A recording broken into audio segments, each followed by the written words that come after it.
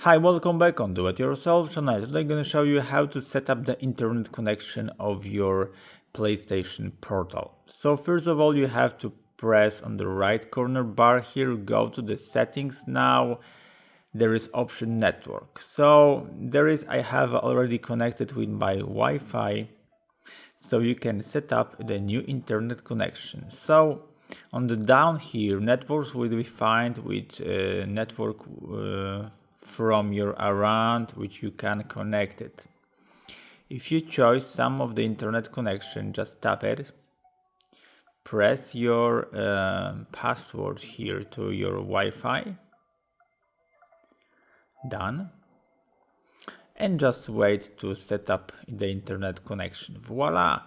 Your PS Portal have already connected to your Wi-Fi, and that's it for now. I hope the video is helpful for you. If yes, you can leave like, leave comment and leave subscribe. See you by next video. Hey!